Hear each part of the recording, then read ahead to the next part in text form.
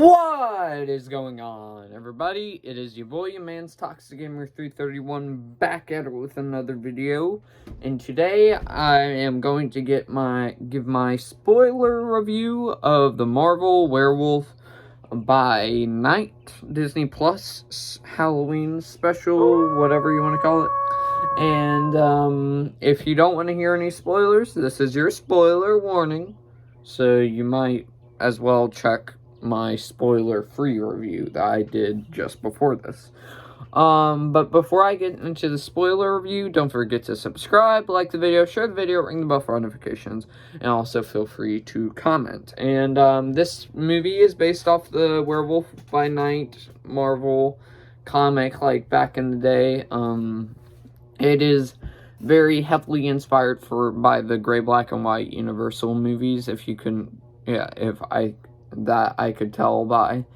And so I'm just gonna walk through the whole entire movie and go bit by bit. So the whole movie starts out with a little backstory of the Ulysses Bloodstone character from Marvel, which I actually remember reading about from the Marvel Encyclopedia. And it is his his funeral, and a whole lot of people get invited to basically remember him. And he had this artifact called the Bloodstone, which I thought was cool how they kind of introduced the Ulysses Bloodstone to it, but I kind of wish, like, I kind of like how they did it, and maybe, like, they could do a Ulysses Bloodstone prequel movie or short movie or whatever, and I think that could be cool. And the Bloodstone is the main artifact in here, and basically all the people there are competing to get it. And one person starts out, who is our werewolf for this film, and he basically is trying to get the Bloodstone first before anybody else does. And the Bloodstone is on Man-Thing's back, which, if you guys do not know Man-Thing, he had his own solo movie back in, like, 2004 or 2005, I don't know.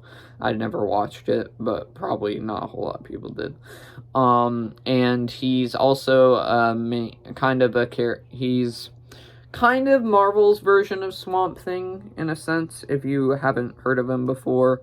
And he makes a whole lot of sporadic appearances in here, and I thought they did that quite well.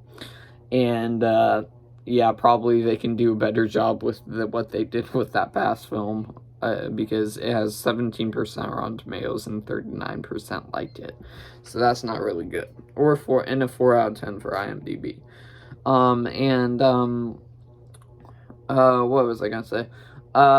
He's a major I forgot what group he's on, what group he is, but what group he's a part of, but I don't know. But him and the werewolf in this film are best friends in this. So yeah, and you later find out, like, that the Man-Thing and the werewolf kind of know each other. So that's interesting there. And then they finally get, when the main character and the second main character, the werewolf and the person, just about get to the Bloodstone, they end up getting turned on by everybody and get locked in a cage. And as you guys can tell by that does not go well. And the main cult leader or whatever ends up using the Bloodstone against them and attacks the Wolfman, which was not the brightest idea.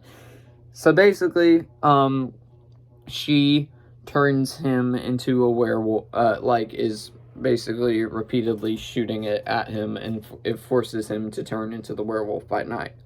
Which, I mentioned this in my spoiler-free review, the scene where it doesn't even, like, show, like, the transformation, only, like, the shadow of the transformation, I thought was really cool and very well done.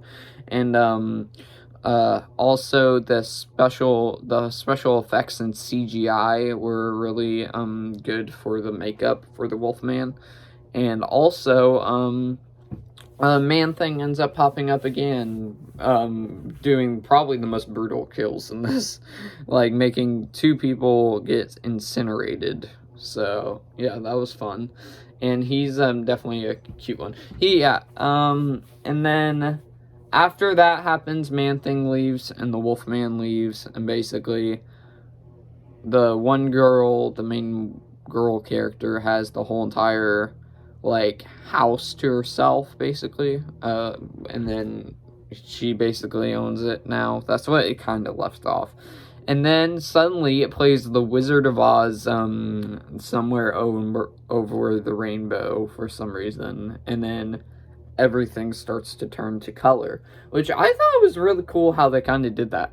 And then after that, it goes into modern day with color and stuff, with Werewolf transforming back into a human, basically, and waking up with Man-Thing by his side, and it's about how they were, yeah. You just have to watch the short film for yourself, but I really thought it was good. And this was my first ever solo spoiler review.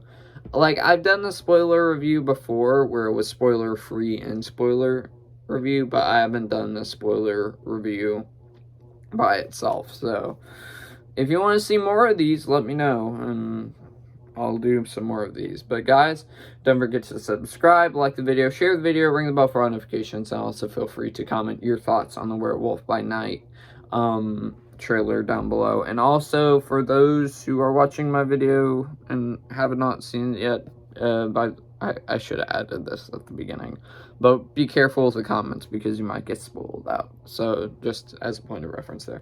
But anyways, guys, I'll see you in the next one, everybody. Peace.